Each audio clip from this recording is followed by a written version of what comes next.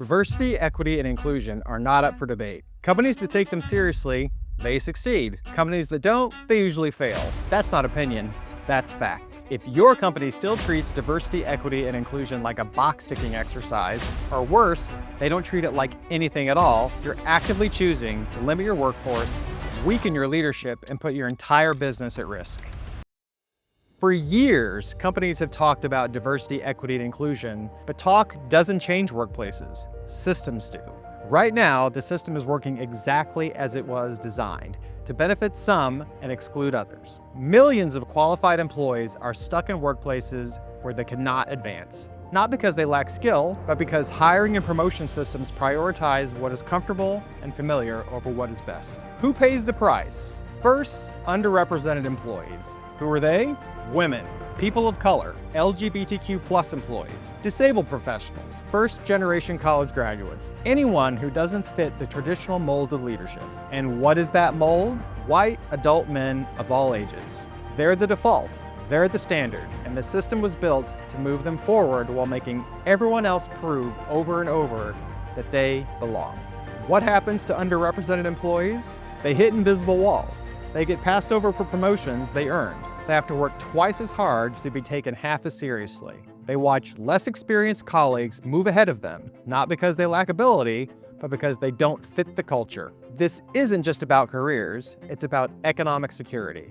Mental health, the ability to build a future. Every time a qualified person is denied opportunity because they don't match the leadership mold, they don't just lose. Their families lose, their communities lose, and businesses lose too. Second, top talent and the next generation of workers. The workforce is changing. The best candidates are not waiting for fair workplaces.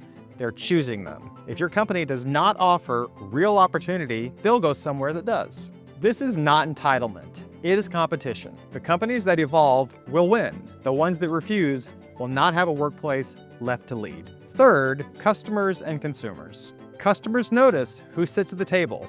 They notice who gets promoted. They notice whether a company actually lives its values or just markets them, and they make decisions accordingly.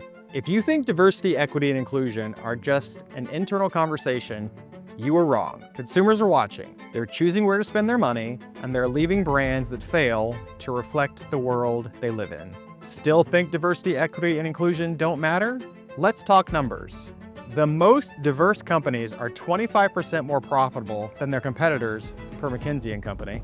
According to a Harvard Business Review study, companies that prioritize real inclusion see higher performance, lower turnover, and stronger leadership pipelines. Businesses that ignore this shift struggle to attract talent, lose employees, and damage their brand.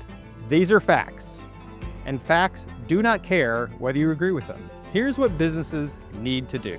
First, fix hiring and promotions. If your leadership team all comes from the same background, you are choosing comfort over competence. Second, build leadership that reflects the workforce. If decision makers all look the same, your decision making is limited. Third, make inclusion real. If it's not measured and enforced, it does not exist. Diversity, equity, and inclusion are not about appearances. They're about building a workforce that actually works. The companies that get this will lead. The ones that don't will fail. Challenge that if you want, but be ready to back it up. If you like this video, learned something, or maybe even got a little excited, click subscribe or share it with someone who might need it.